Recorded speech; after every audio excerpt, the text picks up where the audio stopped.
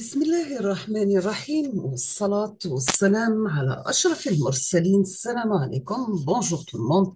Toujours mal module architecture des ordinateurs. Aujourd'hui, on va voir ensemble le chapitre numéro 5 pour les instructions spécialisées.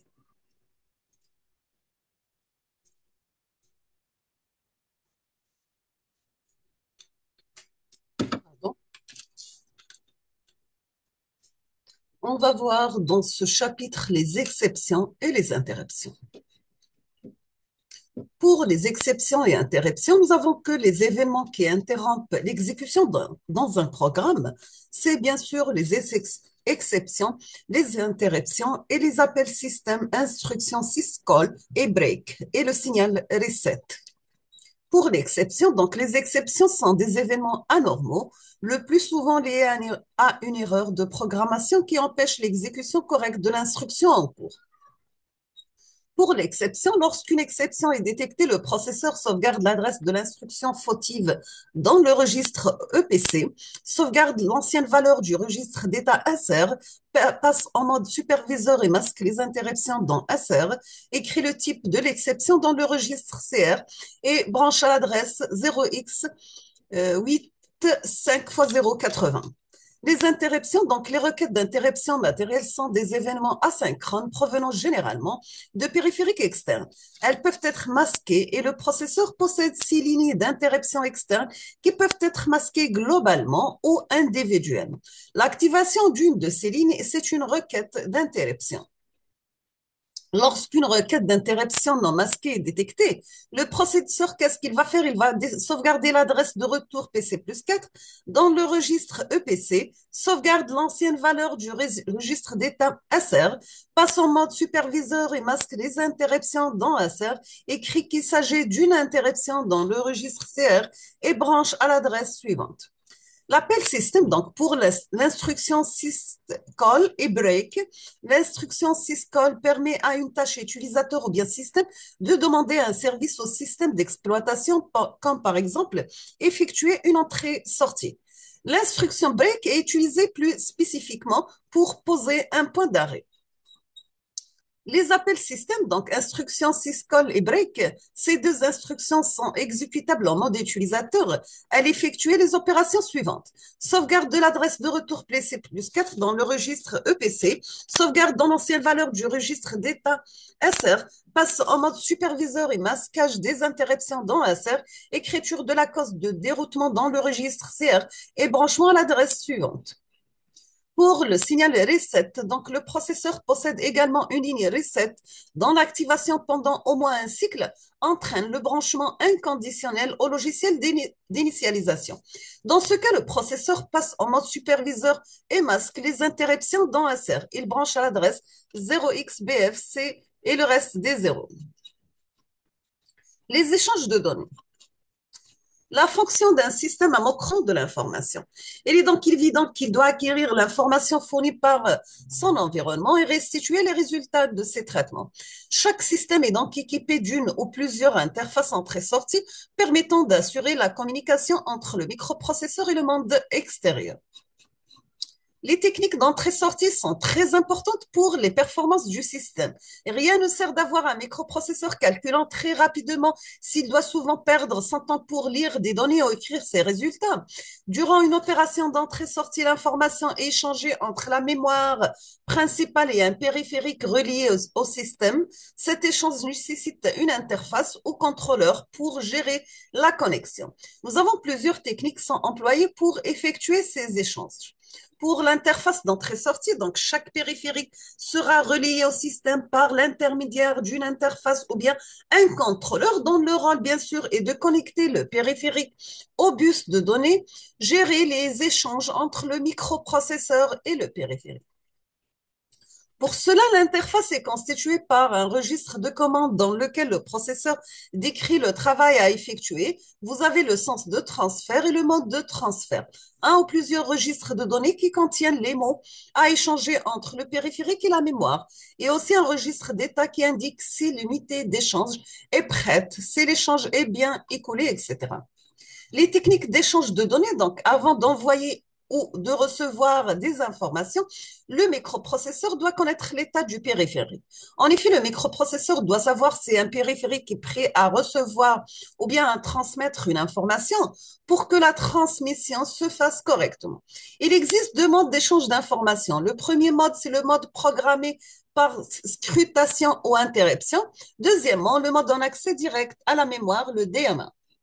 Pour les échanges programmés scrutation, donc le microprocesseur interroge l'interface pour savoir si des transferts sont prêts. Tant que des transferts ne sont pas prêts, le microprocesseur attend. L'inconvénient majeur est que le microprocesseur se retrouve souvent en phase d'attente et il est complètement occupé par l'interface d'entrée-sortie. De plus, l'initiative de l'échange de données est dépendante du programme exécuté par le microprocesseur. Il peut donc arriver que des requêtes d'échange ne soient pas traitées immédiatement car le microprocesseur ne se trouve pas encore dans la boucle de scrutation. Ce type d'échange est très lent. Pour échange programmé interruption, une interruption, c'est un signal généralement asynchrone au programme en cours, pouvant être émis par tout dispositif externe au microprocesseur.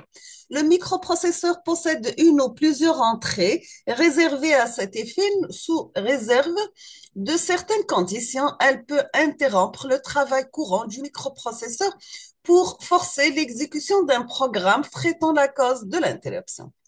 Dans un échange de données par interruption, le microprocesseur exécute donc son programme principal jusqu'à qu'il reçoive un signal sur sa ligne de requête d'interruption. Il se charge alors d'effectuer le transfert de données entre l'interface et la mémoire. On va voir l'échange direct avec la mémoire DMA. Ce mode permet le transfert de blocs de données entre la mémoire et un périphérique sans passer par le microprocesseur. Pour cela, un circuit appelé contrôleur de DMA Direct Memory Access prend en charge les différentes opérations. Le DMA se charge entièrement du transfert d'un bloc de données. Le microprocesseur doit tout de même initialiser l'échange en donnant au DMA l'identification du périphérique concerné. Deuxièmement, donner le sens du transfert.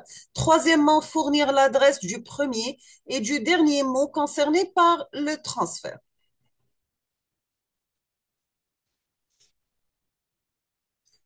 Toujours avec l'échange direct avec la mémoire DMA, nous avons un contrôleur de DMA est doté d'un registre d'adresse, d'un registre de données, d'un compteur et d'un dispositif de commande, donc à travers la logique câblée.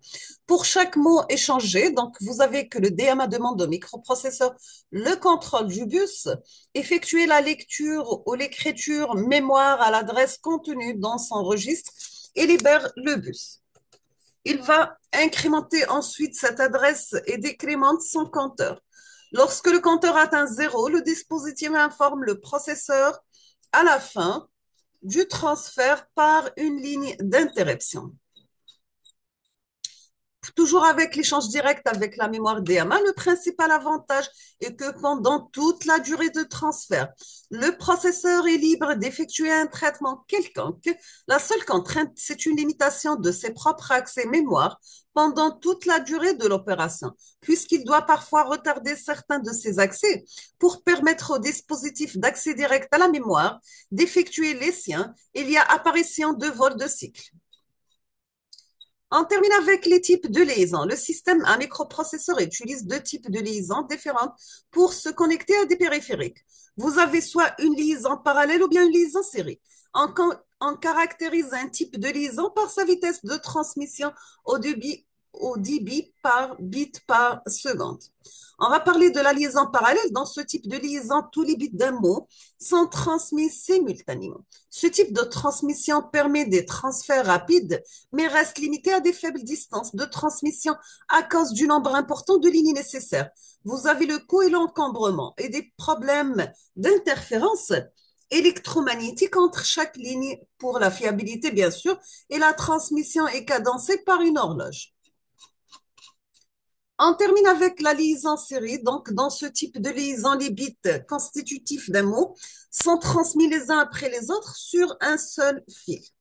Les distances de transmission peuvent donc être beaucoup plus importantes, mais la vitesse de transmission est plus faible.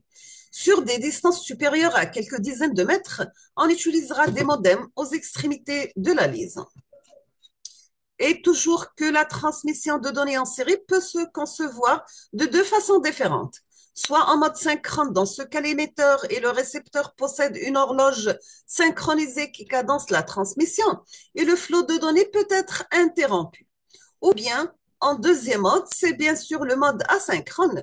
La transmission s'effectue au rythme de la présence des données et les caractères envoyés sont encadrés par un signal start et un signal stop. Nous sommes arrivés à la fin de ce cours. Je vous remercie infiniment pour votre attention et à la prochaine vidéo, Inch'Allah.